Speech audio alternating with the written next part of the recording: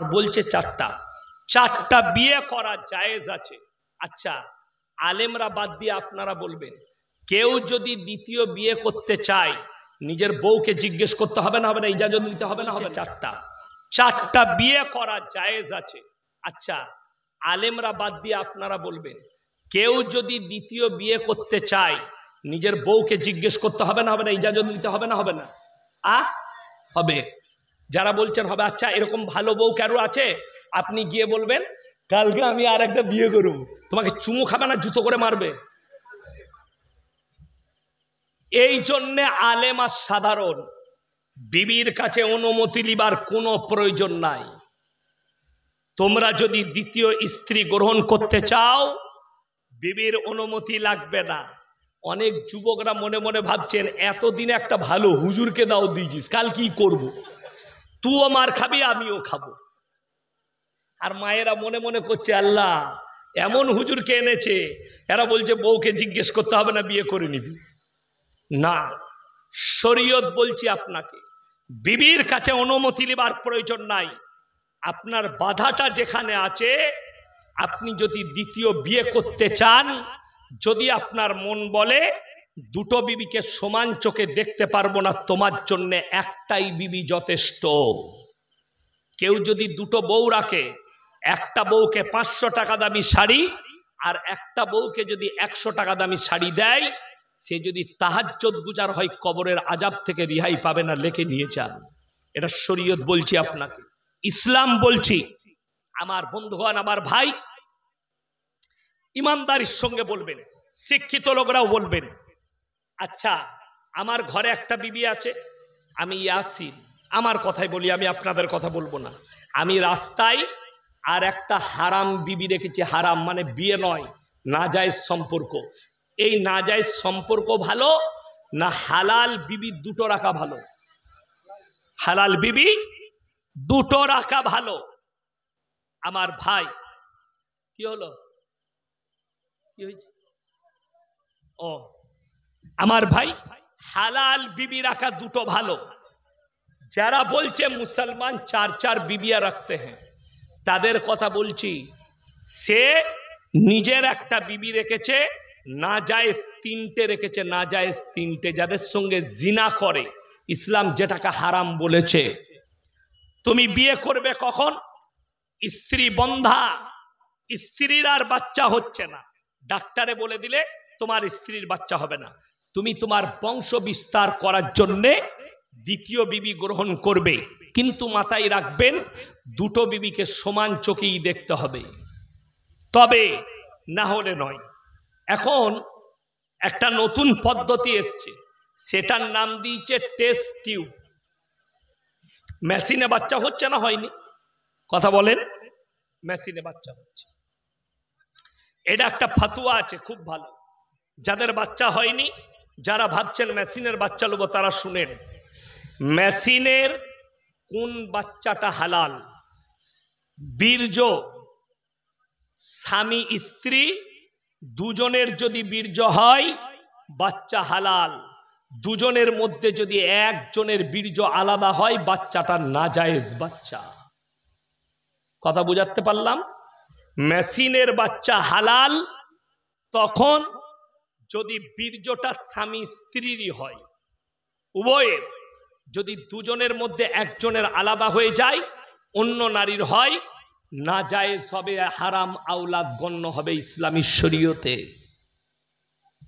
Modelling এর যুগ, আপনি করতে পারেন। আধুনিকের যুগ, মেশিন এসছে, আপনি নিতে পারেন, চলুন।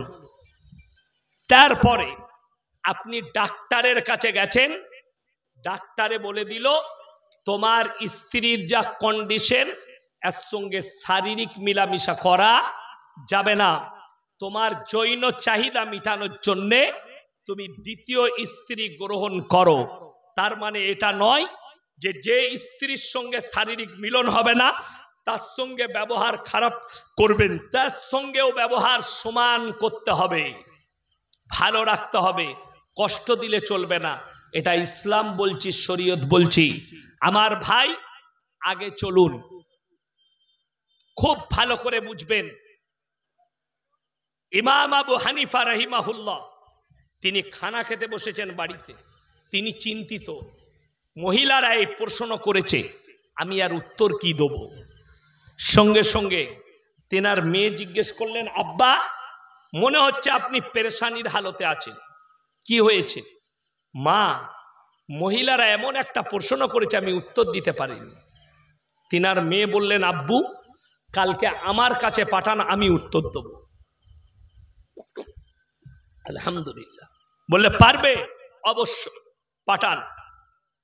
সকালে সেই মহিলারা হাজির।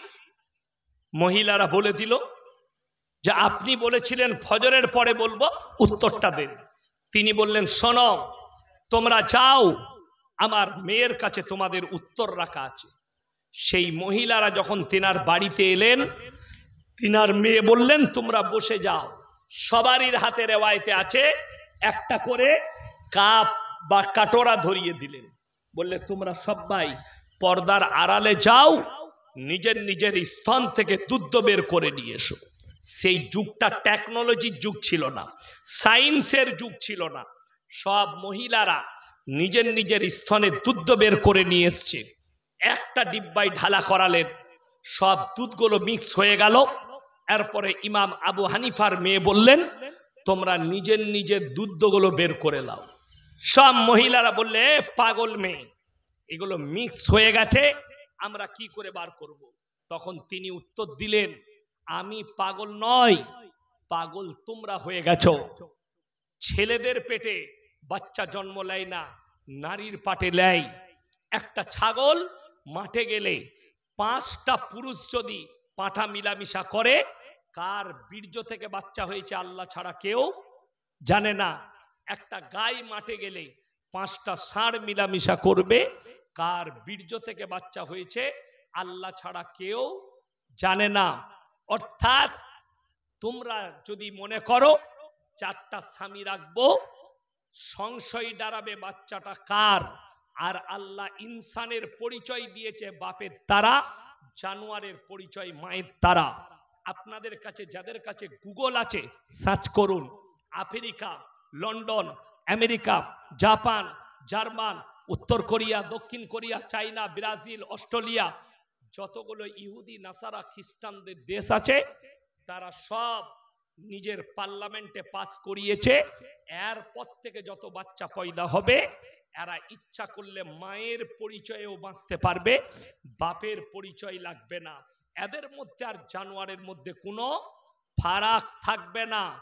এইটা হচ্ছে নাজায়েজ সম্পর্ক। কিয়ামতের সকাল পর্যন্ত ইসলামী শরীয়তে বাপেরই পরিচয় লাগবে, বাপ থাকতে হবে। বিনা বাপে আল্লাহ তাআলা একজনকে পাঠিয়েছেন, কোরআনে দলিল দিয়েছেন, তিনি হচ্ছেন ঈসা মাসীহ। বাকি মানুষের পরিচয়টাই ঘটিয়েছেন বাপের দ্বারা, হালাল সম্পর্ক। সবাই নিজেদের সন্তানকে বাঁচাবো, সকলে জোরে বলুন ইনশাআল্লাহ।